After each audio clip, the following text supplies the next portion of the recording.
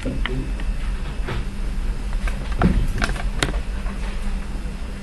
mejor si se quedan aquí en la mesa, no llega el cable.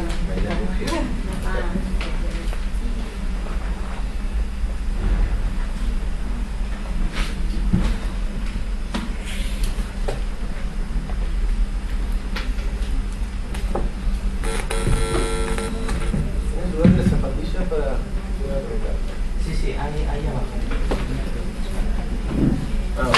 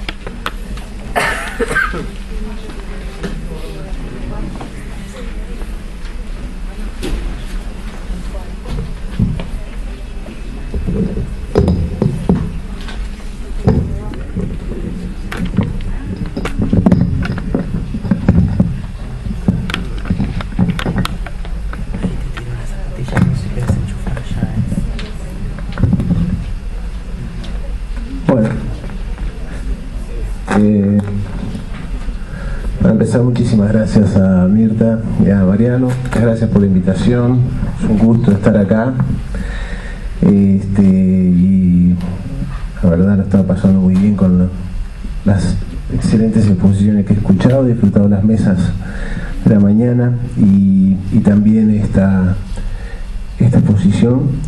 Y bueno, querría comenzar esta exposición planteando, por supuesto, el agradecimiento por esta invitación, como decía, porque de alguna manera, además yo no soy un experto en representación de masas.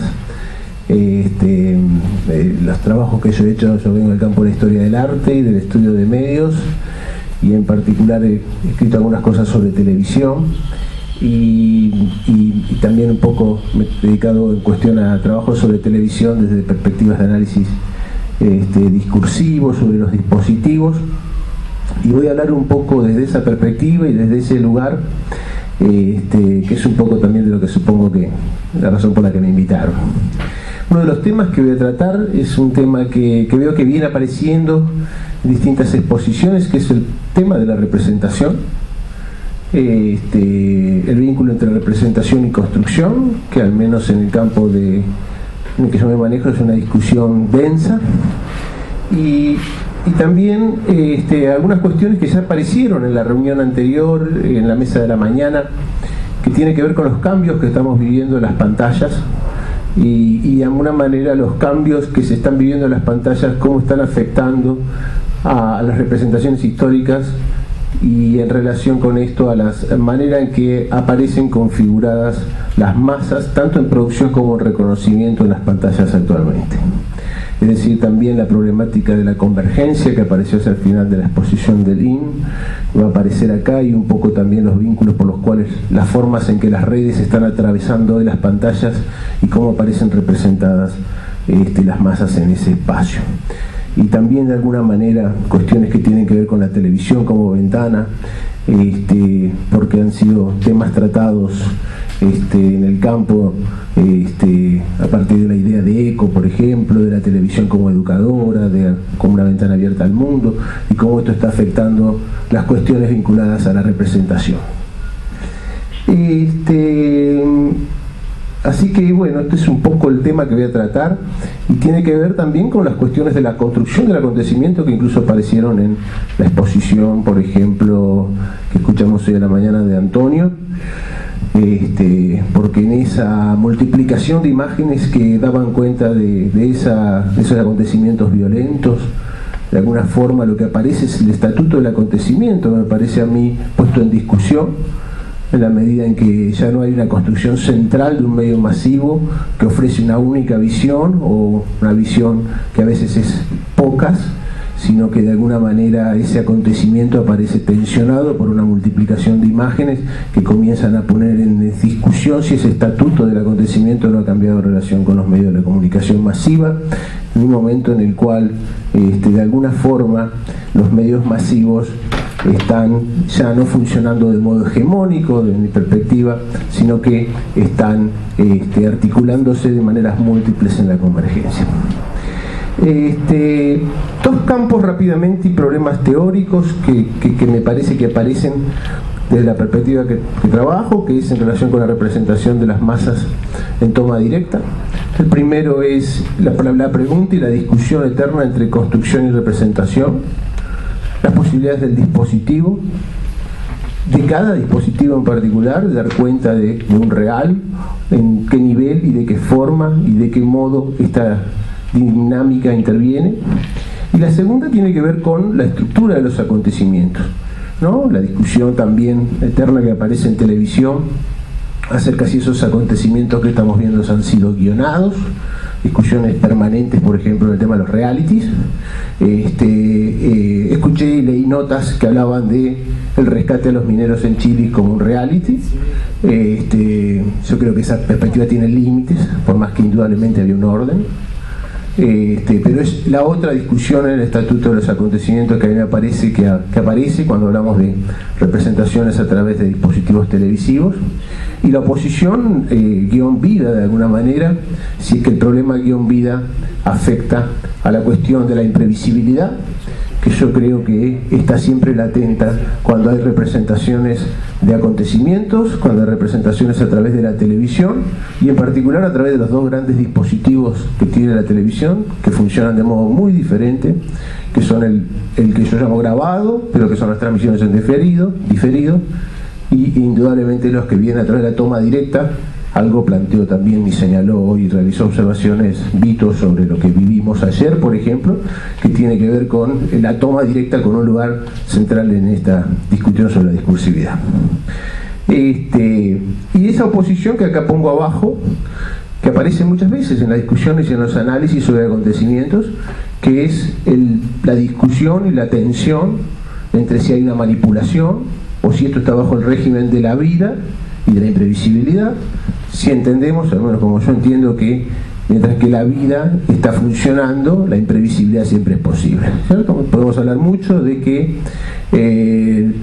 el rescate a los mineros estaba armado, pero si esa cápsula primera se trababa, yo no sé cómo Piñera se animó a festejar antes, ¿cierto? Es decir, si eso es toma directa, desde mi punto de vista, siempre podía pasar cualquier cosa, la cápsula se podía trabar, podía haber un nuevo derrumbe, podían haber pasado muchas cosas que muchas veces han pasado en la historia de la televisión, pero que a veces en ciertos análisis tendemos a olvidar. Construcciones o representaciones rápidamente. Las representaciones en toma directa. ¿Puede el directo dar cuenta de lo real? Es decir, a nivel de la representación, por supuesto, no de lo representado, que es inaccesible ante que alguien lo observe, ¿no? Como se dice desde el psicoanálisis, o lo que nos muestra es solo una construcción como otra. Núcleo de la discusión, creo yo, por lo menos en el campo en el cual yo realmente trabajo, el famoso trabajo de Humberto Eco, Televisión, la transparencia perdida, del año 83. Momento clave de esa discusión. ¿Qué dice Eco? Breve párrafo. En la última década el directo ha sufrido cambios radicales respecto a la puesta en escena. Desde las ceremonias papales hasta numerosos acontecimientos políticos o espectaculares, sabemos que tales acontecimientos no se hubieran concebido tal como lo fueron de no mediar la presencia de las cámaras de televisión. Nos hemos ido acercando cada vez más a una predisposición del acontecimiento natural para fines de la transmisión televisiva. Gran ejemplo que Eco analizaba en ese artículo,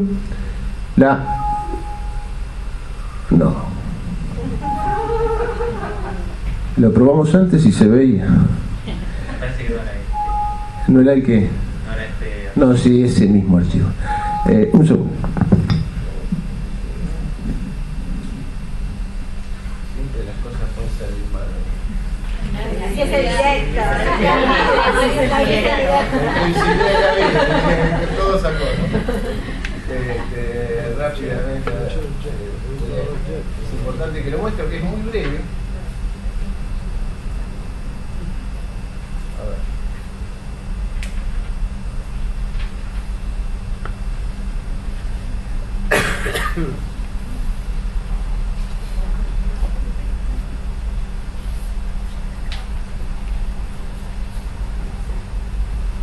Vale.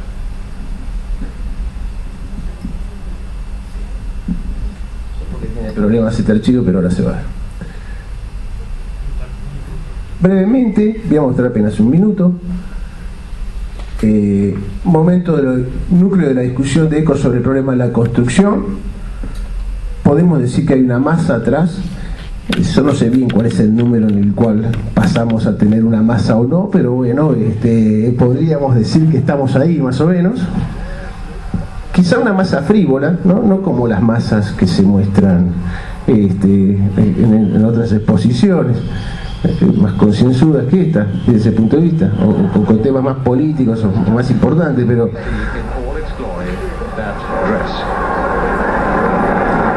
los que recuerdan el artículo de ECO, sabemos que acá lo que ECO dice que todo estaba preparado para la puesta en escena y que la televisión guió toda la televisación del acontecimiento, que incluso hasta los caballos habían comido alimento especial para que sus defecaciones tuvieran color pastel, que eran las que aparecen engamadas en términos generales en esta transmisión, ¿cierto? Construcción total del acontecimiento,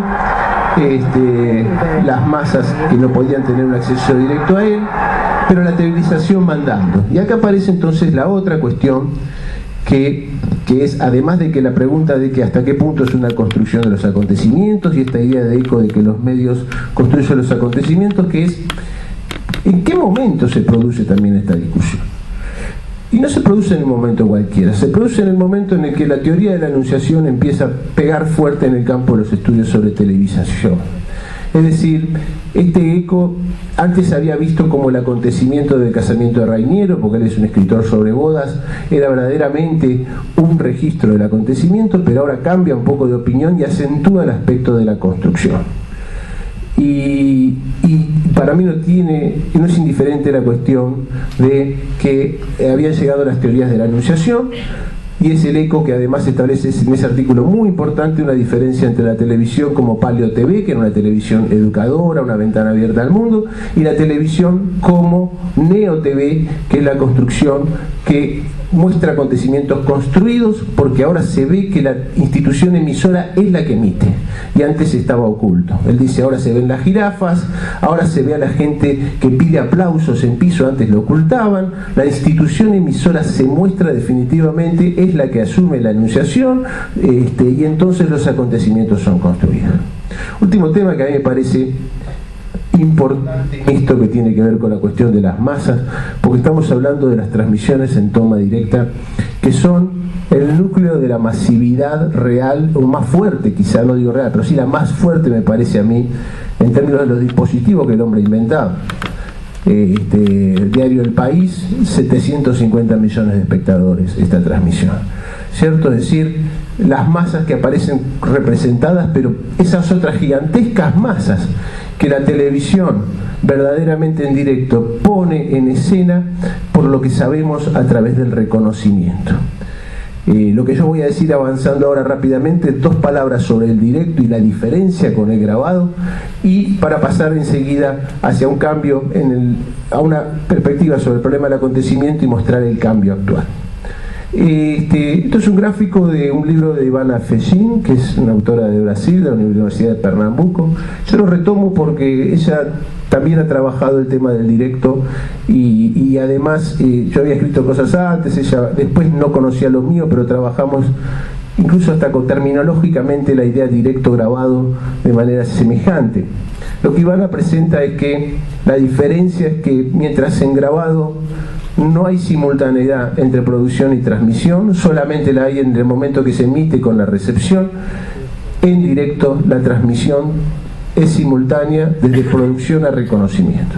Me parece que esto es importante porque el directo es un problema de construcción teórica ante todo, porque es un discurso sobre el cual nos faltan muchos análisis discursivos. Hay muchos libros sobre fotografía, sobre el dispositivo fotográfico, hay muchos libros sobre el dispositivo cinematográfico, pero nos falta discusión sobre esta discursividad de este aparato que produce estas transmisiones globales que pueden llegar a semejante tipo de audiencias. El directo entonces anula la diferencia temporal entre enunciado y enunciación, entre producción y recepción, que se presenta en otras mediatizaciones. Y el problema nuclear de esa discusión es que no hay forma de saber si un discurso es en directo o no por su estatuto audiovisual, si solamente prestamos atención a ese nivel material y del dispositivo. Otros lenguajes, las diferencias son fáciles de comparar, una fotografía con un film, pero en el directo, mientras que sea audiovisual, la diferencia no está porque se nos escapa siempre, porque es una diferencia de la enunciación. Eso genera una dificultad muy grande, porque la enunciación siempre se nos escapa, y siempre van a aparecer entonces las preguntas, ¿es en directo o fue en directo? Que es peor una vez que el momento pasó. Hay que reconstruirlo con información contextual. Y hay un problema además que aún así algo siempre se habrá perdido, pareciera, porque lo que es constitutivo también es la recepción en el momento que se transmitió, que fue vivida por el sujeto como parte de su experiencia de vida. El que vio anoche la filmación, la transmisión en directo del funeral de Kirchner, fue sujeto mediático, testigo mediático del acontecimiento. Y eso forma parte de una experiencia de vida y es totalmente diferente de conectarse con discursos que nos muestran masas o no, en los cuales no interviene la toma directa. En el caso del momento del directo, lo que accedemos es a una máquina que ha puesto en relación al discurso que trabaja con un discurso que trabaja en el régimen de la vida, que es imprevisible si es que eso lo creemos. Y un aspecto central en relación con las masas que estábamos viendo es que esa masa, mientras que está en toma directa, está viva, forma parte del régimen de la vida, no es solo una construcción. Ahora cuando vemos a esa masa que miraba el casamiento del príncipe Carlos, son unos fantasmas que vienen del pasado, que ya no están vivos. Pero cuando lo transmitieron en directo, formaba parte del régimen de la vida, y este es un aspecto esencial de cómo la vida se mete dentro del discurso, se articula con el discurso, si no las cosas no son bien en directo, y si la vida está articulada con esto, la imprevisibilidad siempre es posible. Se articula con un tiempo exterior que contiene tiempo, contiene vida, es imprevisible. ¿Qué tipo de acontecimientos? Bueno, yo acá para el análisis que voy a hacer, que ahora voy a enseguida entrar a la parte final, recupero cosas que se han escrito, el clásico trabajo de Diane y Katz, 3 grandes estructuras de acontecimientos en vivo, que son la competencia, final de la Copa del Mundo, entrega de los premios Oscar, etc. La coronación de un rey, la asunción de un presidente, esos acontecimientos que rompen la estructura de programación televisiva y programan en la vida y que se convierten en ceremonias civiles, como dicen ellos. Y la conquista, la llegada del hombre a la luna, la visita de Sadat a Israel, que es la primera vez que un presidente de origen árabe visitaba Israel. El rescate a los mineros, que también fue una conquista y fue narrado como una conquista por la televisión durante 24 horas, ¿cierto? La primera vez que se logra esto, el momento en que la humanidad da un paso adelante, como la llegada del hombre a la luna, etc. Entro en el ejemplo, porque estoy tratando de cumplir lo mejor posible los tiempos que quería dar, sobre los cambios de la representación en el momento de las pantallas actuales y si esto afecta o no cómo a las masas y las ideas que tenemos en las masas, tanto en el nivel de la representación como en la manera en que ahora se manifiestan esos 750 millones, en el caso exagerado de esa transmisión, pero ese público masivo y que aparece representado en la pantalla, pero de qué forma lo hace. Voy a mostrar y voy a hablar arriba un poco, voy a dejar que corra un poquito para recordar este fragmento, momento de la votación de la ley de matrimonio, otra vez. No sé por qué. Bueno. en mi casa se veía. Momento peor de la transmisión.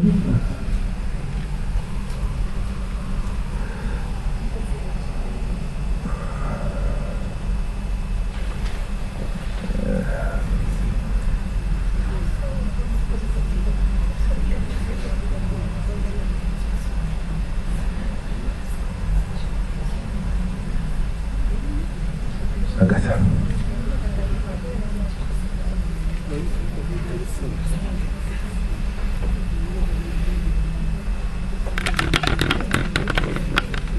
Subido por alguien que se llama Locuras Animadas, que no sé quién es, y 6.000 y pico de visionados, ¿no?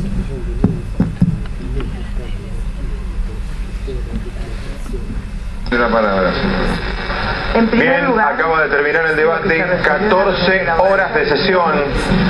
La senadora Liliana Negre de Alonso de San Luis y otra vez sus planteos, en este caso con el senador Miguel Ángel Pichetto, titular del bloque del Frente para la Victoria. 40. Bueno, ya que hay un montón de indicadores que era de lo que yo quería analizar, les propongo ver algo más. El directo funcionando a toda máquina. Si uno lo compara siguiendo los estudios cinematográficos, por ejemplo la sintagmática berciana, uno puede decir que el directo normalmente, y casi todo lo que hemos visto, e incluso lo de la boda real, denota temporalmente una sola posibilidad, que es la consecución. Esto que estamos viendo acá es esa pantalla histórica que funcionaba de esa manera, mostrando a la gente en la plaza, la masa en la plaza, en consecución. Pero cuando el directo se articula con pantalla partida, como en este caso, no denota solo consecución, sino simultaneidad, como lo hacía históricamente el montaje paralelo, ¿cierto? Que Metz llama sintagma alternado. Posibilidad del directo de multiplicar la simultaneidad entre dos acontecimientos espaciales distantes y en vínculo entre producción y reconocimiento. Esas masas vida, esa posibilidad del dispositivo de generar eso, la posibilidad de la multiplicación de los fenómenos de producción de sentido, en este caso con una voz en off que va a ir narrando y que es la institución emisora que ECO nombró, que es en este caso la voz del conductor, que es Fabián Doman. Pero aquí aparece la otra cuestión que a mí me parecía que tiene que ver con este tema, que es esa audiencia gigantesca que el directo nos da, que empieza a aparecer figurada en el momento de la convergencia bajo esta articulación aquí con las redes sociales. Momento en el cual se multiplican entonces ahora los mensajes y que empiezan a mostrar que esta pantalla televisiva está cambiando, que esa audiencia que nos convocó a una discusión que era si era pasiva o activa durante mucho tiempo en la era de discusión de los medios masivos, pareciera ahora que además se ha convertido en productora más que activa o pasiva. Entonces tenemos que preguntar entonces si esa audiencia de masas que está ahí atrás, en la cual discutíamos si era activa o pasiva, bajo este carácter de productora, ¿en qué momento de la mediatización estamos? Si la podemos seguir pensando como una masa bajo la manera despectiva que muchas veces esto se lo pensó, pero que a su vez abre esta situación una serie de interrogantes que yo todavía no resolví, porque la verdad busqué este material porque lo recordaba de haberlo visto, pero no lo analicé en el momento que se estaba emitiendo, que es el nivel de simultaneidad real entre estos mensajes en Facebook que van apareciendo abajo de los que están viendo, con la pantalla, con lo que sucede en la pantalla. Si dialogan entre ellos, yo creo que se abren aspectos ahora a analizar nuevos, por lo menos para mí, desde ese punto de vista de estos fenómenos, en qué medida tienen directos o no, y en qué medida hay censura o control en ese pasaje.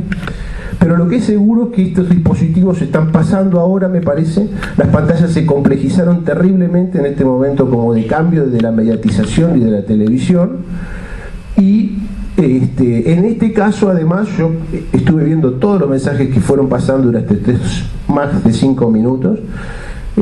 Fueron mensajes en dos direcciones, algunos a favor y otros en contra, sobre la ley de matrimonio, y todos fueron apareciendo ahí abajo.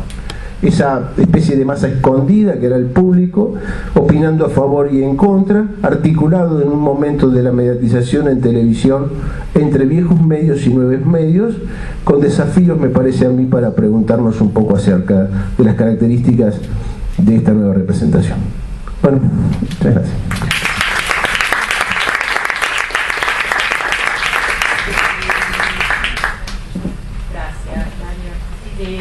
Le pido a Manuel también, si viene para aquí, y así seguimos con la segunda parte de las exposiciones y hacemos toda la discusión al final, ¿sí?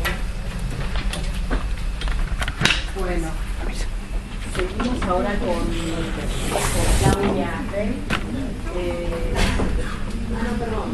Seguimos Manuel Palacio de la Universidad Carlos III de Madrid, que va a presentar un trabajo que se llama Representaciones Televisivas, el uso de semáforos para resignificar la noción de España a partir de la transición democrática y los éxitos deportivos. Nada, bueno, muchas gracias a Manuel por estar acá, que además llegó hace poquitas horas a Buenos Aires. Y a ver si ve.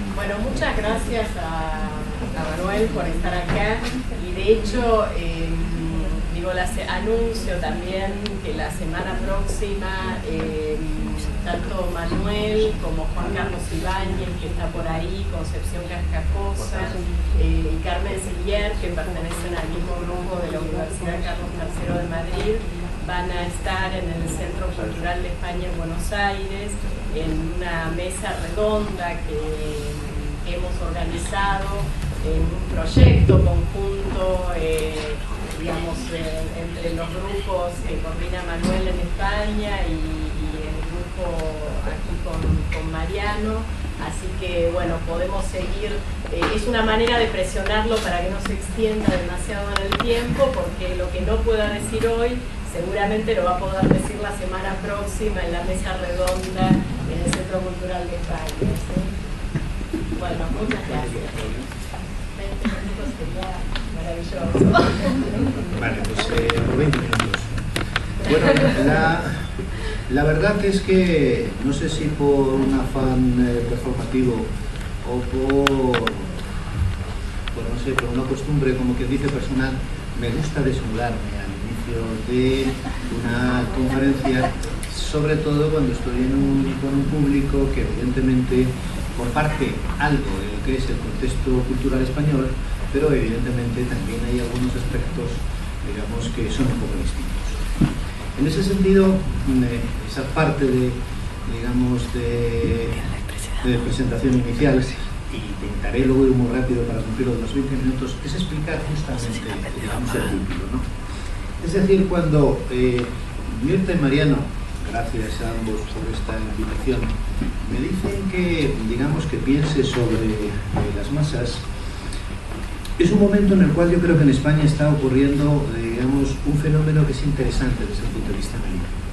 Y por lo tanto, yo la primera reflexión que me hago es decir, quiero hablar de España para ver si, hablando de España, algunos de los presentes pueden serles útiles. Es decir, aquello de pensar localmente con el ánimo de intentar, digamos, llegar a la globalidad. Decía, en España estaban ocurriendo algunas cosas que son interesantes, sí que de una manera telegráfica, que aparece en una diapositiva al final, se estaba produciendo un proceso de renacionalización de unos determinados símbolos que habitualmente habían sido patrimonio por parte de la derecha, como el himno, como el sentimiento de ser español, una forma, digamos así, y por lo tanto, digamos, cómo la izquierda se estaba, digamos, intentando, digamos, utilizar, como decía antes, procesos de renacionalización. Y que en buena parte, digamos, eso se debían o utilizaban aspectos relacionados con el deporte. En muy pocas palabras, o digamos, o como un ejemplo muy simple, pero que creo que es indicativo, España gana la Copa de Europa de Selecciones de Fútbol, la primera Eurocopa, en el año 2008, y aunque la denominación es un poquito anterior, es el momento en el cual casi todos los medios por parte, digamos, de la izquierda, denominan al equipo nacional La Roja. Quizás sepan que el uniforme de la selección española es rojo, pero no había sido llamada nunca jamás La Roja.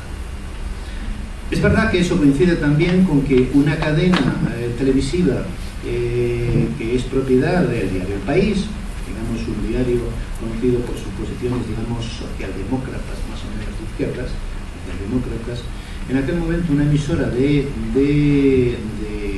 del diario El País, simplificado, digamos, tiene los derechos de retransmisión de la Eurocopa. Y la imagen corporativa de esa cadena es roja también.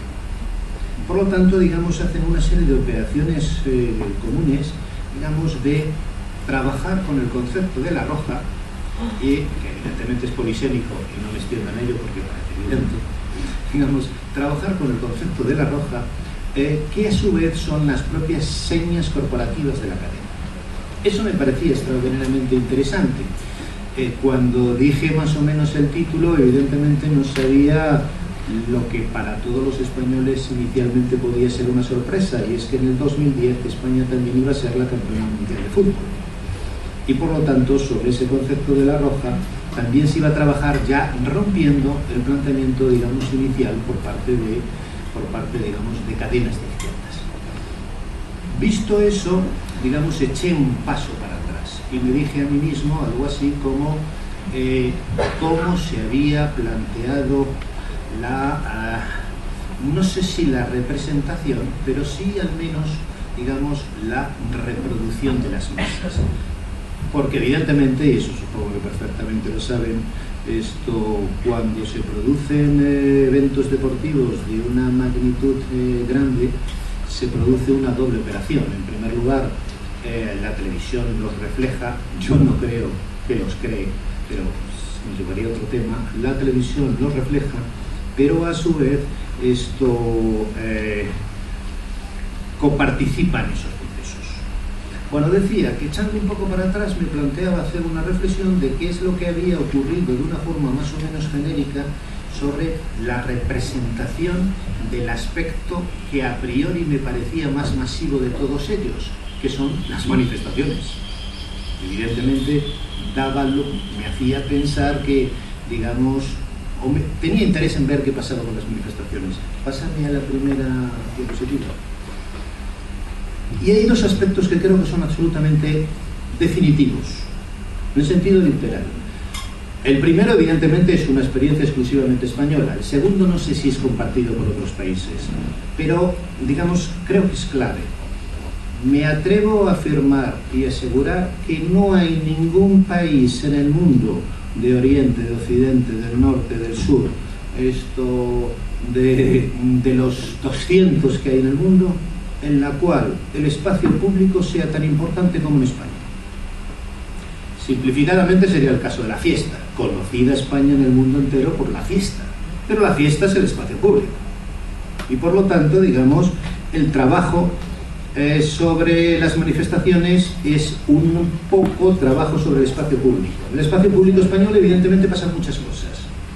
Es un espacio, evidente, como suele caracterizar cualquier tipo de espacio público, con un cierto toque de democratización más grande que los otros espacios, incluyendo en los periodos de la dictadura como la democracia. Y evidentemente, digamos, la importancia que en España tiene el espacio público, insisto, creo que la mayor importancia en cualquier país del mundo entero, delimita evidentemente un marco contextual importante a la hora de pensar en las manifestaciones. El segundo de los aspectos creo que tiene que ver con no sé si, digamos, no sabría cruzarlo, no tengo suficiente información para ver de qué manera eso digamos, la experiencia de lo que sería el modelo televisivo español puede o no ser contrapuesta con otros modelos. En España, digamos, podríamos hacer un recorrido de lo que son las innovaciones tecnológicas aplicadas a la reproducción de las manifestaciones. No hace falta que sea una gran manifestación como la de los últimos días con motivo del fallecimiento de Kirchner, y simplemente cuando se mueven manifestaciones que para los niveles madrileños una manifestación grande son las que pueden llegar a 1 millón de personas, una manifestación mediana es la que puede tener, yo que sé, 100.000 personas. Hace no mucho hubo una manifestación con motivo de protesta por la política económica del presidente Zapatero, no llegó, como quien dice, a 100.000, pero sin embargo la televisión no puede dar imágenes, no puede retransmitirla si no mete tecnología, comillas, sofisticada. Por ejemplo, una manifestación pequeña, digo pequeña, mediana, como esta que estoy diciendo, digamos, ponen en marcha sistemas de globos o de Zeppelin con cámaras robotizadas para pillar planos aéreos. No puede mostrarse en España hoy día una manifestación sin planos aéreos, es decir, sí puede, pero no trabaja el concepto de verosimilitud de masa. Es imprescindible que salgan planos aéreos.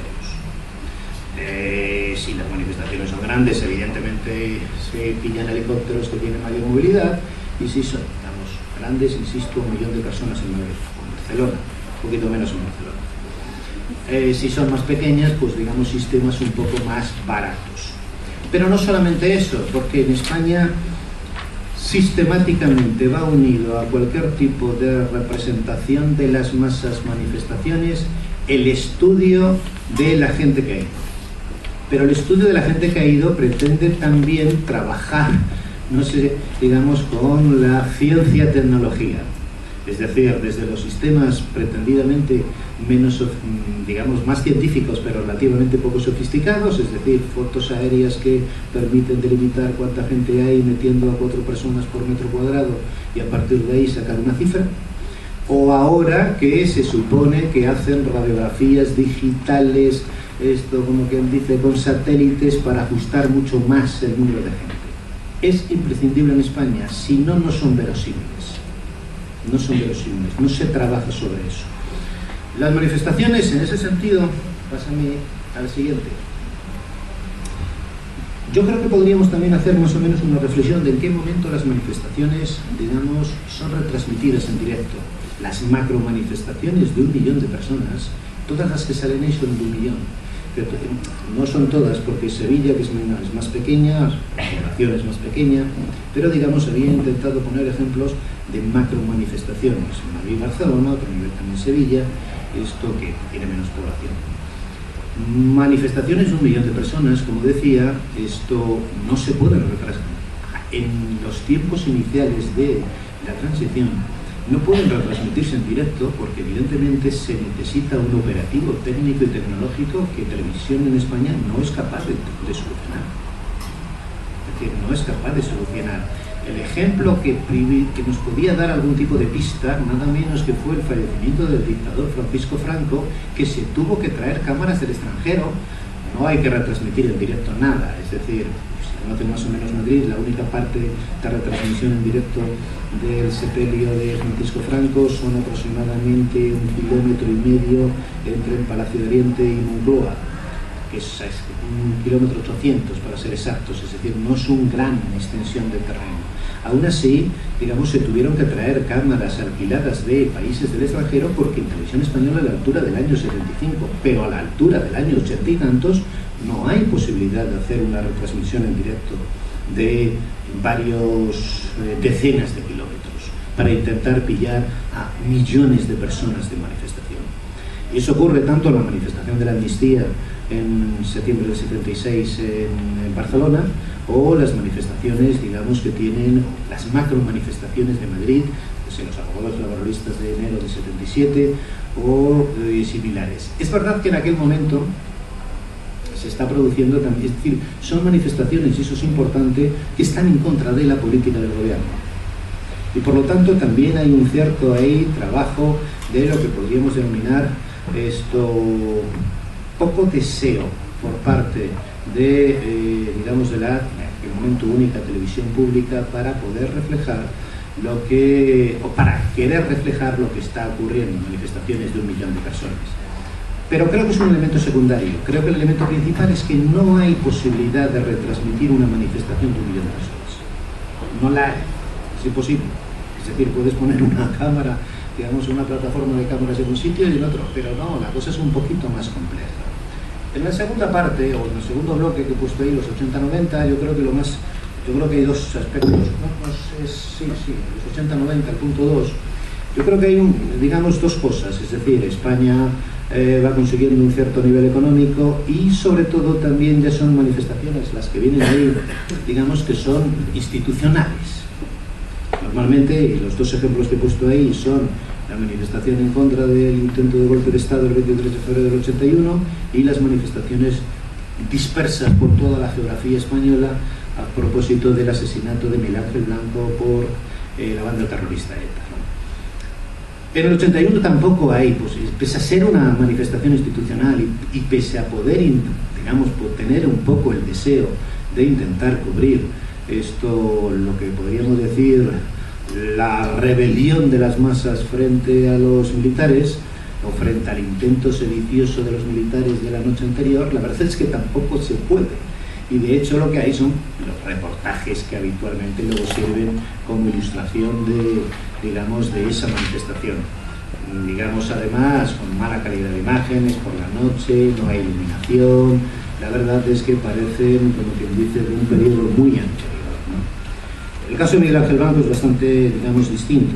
Evidentemente España, a la altura de finales de los 90, ya tiene una capacidad económica para abordar, digamos, una manifestación de altas magnitudes, pero además, sobre todo, también porque se produce en todos los lugares de España. En unos lugares más masivos, en otros menos, pero digamos, es un pretendida paso a otra situación. Evidentemente ahí, digamos, lo que hace la televisión es hacer, digamos, algún tipo de... también hay muchas televisiones, ya no hay más televisiones en ese momento, entonces, digamos, se están haciendo, como quien dice, conexiones paralelas entre las manifestaciones que se están produciendo en el País Vasco, que están produciendo en otros lugares de España. Por lo tanto, es otro tema que yo creo que nos llevaría a lugares muy alejados que no puedo entrar ahora mismo. Pásame la siguiente. Bueno, la verdad es que si intentáramos hacer, digamos, un análisis de lo que serían las retransmisiones de la última década, que además son de distintas emisoras, la verdad es que, digamos, son operativos que manejan decenas de cámaras en distintos lugares y que, por lo tanto, digamos, van unidos, antes lo decía, a la verosimilitud de la representación de las masas. Es decir, por lo tanto, la importancia en ese sentido tienen los planos aéreos. Y es verdad que se produce una situación rara, es decir, en Madrid ha habido manifestaciones que han agrupado 1 millón de personas, tanto convocadas por organizaciones cercanas a la izquierda, por ejemplo, las en contra de la guerra de Irak, como manifestaciones convocadas por la derecha, por ejemplo, a favor de la familia, que es una manera indirecta pero es importante también, no es una manifestación en contra del matrimonio gay homosexual o en contra del aborto, es una manifestación convocada por la defensa de la familia, ¿vale? Es una manera, como quien dice, un poco, como quien dice, distinta, ¿no? Pero que en cualquier caso, digamos, es cierto que agrupaban pues también a 1 millón de personas, ¿no? España es un lugar donde la gente se manifiesta y va mucha gente. La verdad, si se hace un recorrido de las manifestaciones de España, aunque no parezca que es así, la verdad es que hay muchas manifestaciones que van mucha gente, ¿no?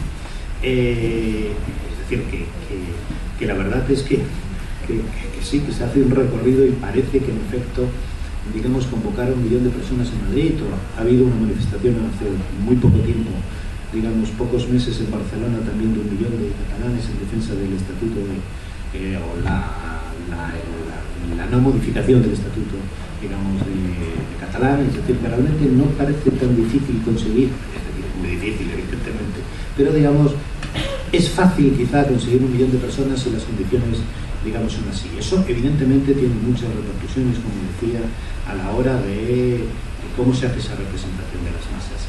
Yo no quería poner imágenes, pero pasa... Bueno, sí, un poco lo del deporte para pasar al final. Tengo todavía 18 minutos llevo yo aquí. Digamos, España tiene unas ciertas dificultades, o por lo menos es posible debatir de que tiene unas dificultades con respecto a el sentimiento pretendidamente español.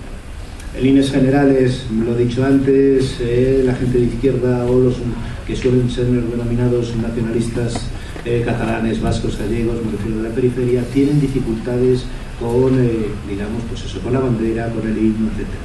El himno de España no tiene letra, pero sin embargo, digamos, eso tiene dificultades para cuando eres un deportista de éxito, por cuando ves los compañeros de otros equipos cantan cosas y los españoles no pueden cantar nada.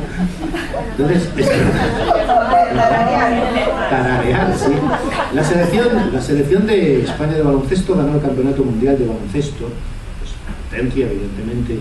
Y entonces hizo una pequeña solicitud diciendo, ¿por qué no hacemos una letra para el himno? Bueno, se montó un guirigay de 3 pares de narices, porque uno hicieron un concurso público, el gobierno socialista hizo un concurso público, y uno lo ganó la letra del concurso. Bueno, ¿cómo le pusieron? Tanto es así que tuvo que decir, mira, yo no quiero líos porque realmente eso no funcionaba. Pero es verdad que, digamos, que con los éxitos deportivos, pues esto, digamos, eso importa. Entonces, aunque llevo ahora mismo 20 minutos, solo quería enseñar 2 cosas más. Pues rápido. En 2 minutos lo hago súper rápido. Pásame lo siguiente. No, a donde pone portadas. Sí. Vamos a hacerlo. ¿Os acordáis la célebre película de Godard que intenta batir el récord del mundo en visitar el Museo del Louvre? Vamos a hacerlo así, tal cual. Pásame la... Bueno, sí, así, plan rápido. Portadas de diarios me parecían mejor los diarios más visuales el día que ganaron la Copa del Mundo y el día siguiente. El País, periódico, digamos, socialdemócrata, era tan rápido, el País, periódico socialdemócrata, saca a la selección en su conjunto campeones del mundo, digamos, a la selección sin más. La Vanguardia, el periódico más importante de Cataluña, no saca al conjunto de la selección, sino que saca a un individuo al que metió el gol, Iniesta, y en la parte de abajo dice algo así como: la selección española, no suele decirse la palabra España en Cataluña o el País Vasco. Entonces, el combinado nacional, o no sé cómo lo dice abajo, esto basado en el Barça gana la Copa del Mundo. Viene en la parte de abajo, de verdad, vamos, no lo quiero leer porque quiero batir el récord. Pero bueno, sigamos. El periódico de derechas, orgullosos de ser españoles, digamos el periódico de derechas, y es más interesante al día siguiente, cuando llegaron los jugadores, se hizo una manifestación de 3 millones de personas en Madrid recibiéndolos, y son las portadas de cómo eran recogidos esos 3 millones. Pásame. El País, España aclama a sus héroes, una foto de masa realmente. Vete pasando así en plan rápido. He seguido más o menos el orden, creo que la siguiente viene La Vanguardia. Así, La Vanguardia, que saca la masa, fiesta por los campeones, y por lo tanto hay un cierto equilibrio. La Vanguardia es periódico de centro-izquierda, digamos, catalán, histórico, por otro lado. La Gaceta, que es el equivalente, ya lo habéis visto antes, extrema derecha, bochornosa utilización del Mundial de Zapatero, evidentemente se centran exclusivamente en eso, y ahora hay una mayor variación. Público, el equivalente un poco a página 12 para que os hagáis una idea, digamos, la Calle Roja, con la gente y la Calle Roja. Dale. El ABC, que es el diario, digamos, monárquico por excelencia, saca a las 2 hijas de Felipe, los herederos de la corona, y a la misma princesa. Es la foto que saca. España se rinde a sus héroes. El Mundo, que es un periódico, como quien dice, amarillo, podríamos denominarlo, donde, digamos, España en éxtasis, pero en otro momento en la parte de abajo dice Iker, el portero de la selección, lleva el Viva España a la Moncloa. lo cual se supone que a Zapatero no le gusta el Viva España. No me extiendo en eso, pero sí. La Razón, periódico de derechas, la fiesta nacional. Pero bueno, el 75% no cree que la victoria nos ayude a salir de la crisis. La portada. El periódico AS, 1 millón de gracias. El periódico AS es deportivo, cercano, digamos, al grupo empresarial, digamos, del país, pero deportivo. El periódico Marca, que también es deportivo, Los Campeones del Pueblo, lo cual a su vez tiene que ver, evidentemente, no con Diana, la princesa del pueblo, sino con Belén Esteban, una estrella de los programas de entretenimiento españoles que le denominan la princesa del pueblo. El Mundo Deportivo, periódico catalán deportivo que está hablando exclusivamente ya de cosas relacionadas con el Barça, y como en la fiesta que realizaron 2 jugadores del Barça pusieron la cadena del Barça a un jugador que en aquel momento jugaba en Inglaterra y sigue jugando en Inglaterra. Sport, periódico deportivo, también catalán, Locura por la Roja, pero a su vez también menciona lo del Barça, el recuadro que se ve ahí. Y nada más, eso es. Muchas gracias. Muchas gracias.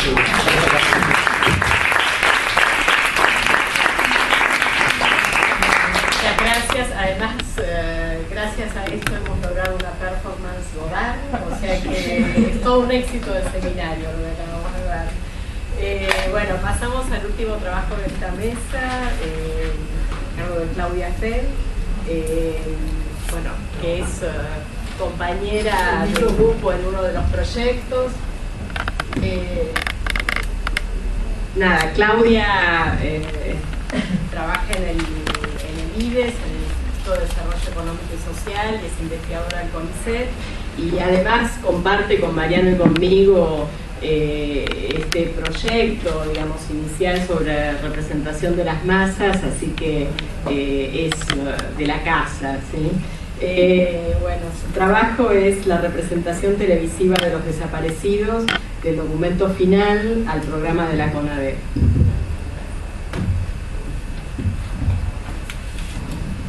Bueno, buenas tardes. Bueno, a pesar de ser de la casa, voy a agradecer a Mariano y a Mirta no solo por la invitación, sino también por la reprogramación y el arduo trabajo en estas condiciones, y también al grupo Medios, Historia y Sociedad, que veo que ha trabajado arduamente en todo lo que ha sido el éxito de organización de este seminario. A pesar de estar en el grupo con Mariano y con Mirta y con otra gente más de acá, acerca de las representaciones audiovisuales de las masas, tengo que reconocer como Carlón que no soy especialista en representación de masas.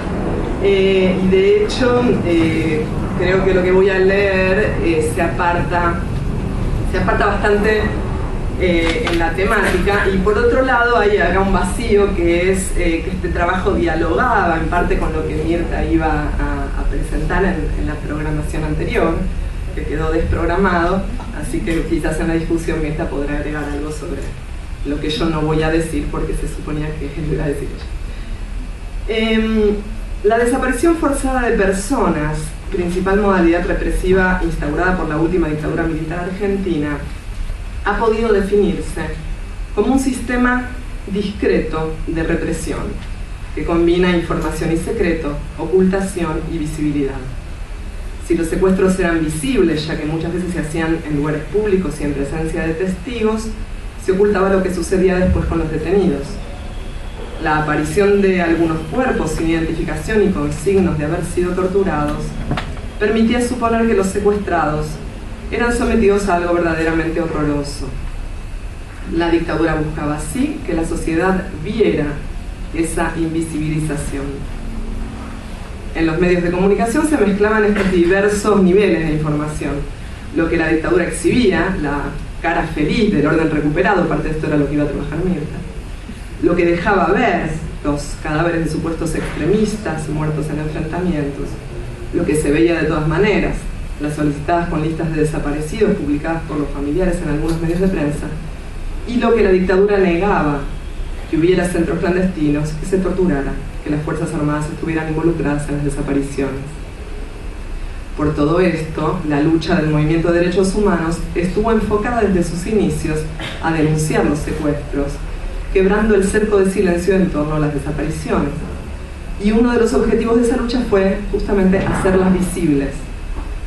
Las diferentes modalidades de expresión de estos organismos, especialmente de las Madres de Plaza de Mayo en el espacio público, dan cuenta de las distintas maneras de responder a esta aporía, hacer visible la ausencia.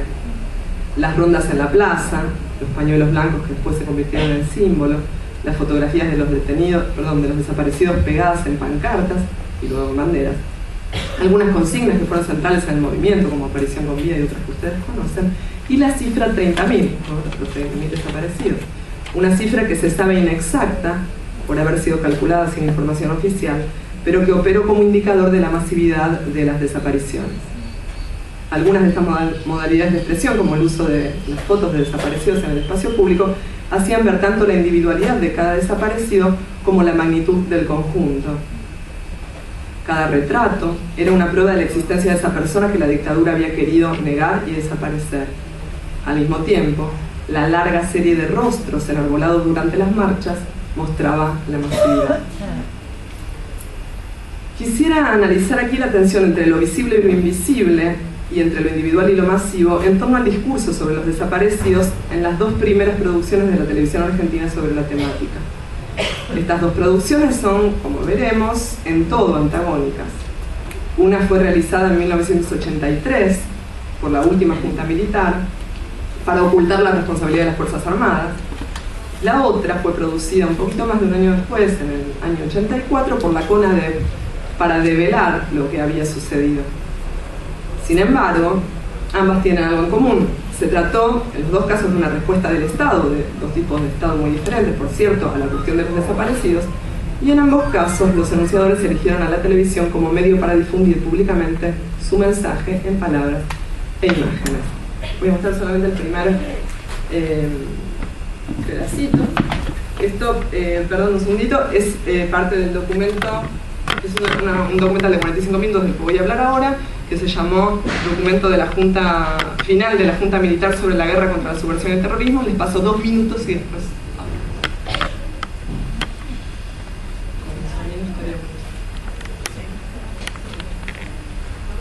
del 83, de abril del 83. Bueno, LS82, Canal 7, Argentina Televisora.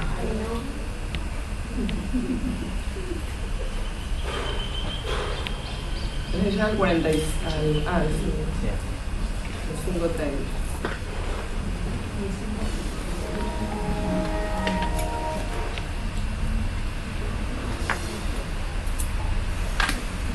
El poder. Efectivamente, bancos y otras instituciones, secuestros, extorsiones, pruebas indiscutibles de actos y propósitos criminales. Sus víctimas abarcaron todos los estratos sociales: obreros, sacerdotes, intelectuales, hombres de empresa, periodistas, funcionarios públicos, jueces, militares, agentes del orden, dirigentes políticos, sindicales y hasta niños. La escalada del terror fue acompañada por una captación ideológica que indujo a muchos a aceptar la violencia criminal como un modo de acción política. Las bandas terroristas continuaron su organización y llegaron en su apogeo a reclutar miles de personas, a las que instruyeron en el manejo de las armas. La mayoría de ellas las poseían y utilizaban efectivamente, constituyendo de hecho un ejército clandestino, mercenario de la violencia. La infiltración en el aparato del Estado abrió el camino para que a partir del 25 de mayo de 1973, con la asunción del gobierno constitucional, los grupos terroristas abandonaran la clandestinidad y sumados a los que obtuvieron su libertad, iniciaran el ataque al poder. Miembros activos y simpatizantes. Digo, más o menos, sigue así durante 45 minutos. Bueno. En 1983, en el clima posterior a la derrota de Malvinas, con una opinión pública cada vez más favorable a la apertura democrática y una creciente capacidad de denuncia del movimiento de derechos humanos, la última junta militar, encabezada por Viñones, produjo un documento escrito y un programa televisivo que se difundieron ambos con el título Documento Final sobre la Guerra contra la Subversión y el Terrorismo. En los días previos a la emisión, los diarios anunciaron el documento como un cierre definitivo, digo entre comillas, a la cuestión de los desaparecidos y como el máximo pronunciamiento de la Junta al respecto, aunque alentaban expectativas por algún tipo de respuesta acerca de lo sucedido con los desaparecidos. Sin embargo, el documento evidencia el intento de los militares por dejar asentada, antes de retirarse del poder, una versión de los hechos que les evitara dar explicaciones y les permitiera deslindar responsabilidades por las violaciones a los derechos humanos. El texto se centra en lo que denomina el terrorismo y la subversión, estableciendo sus propias cifras y detalles de las acciones de la guerrilla, en tanto no explica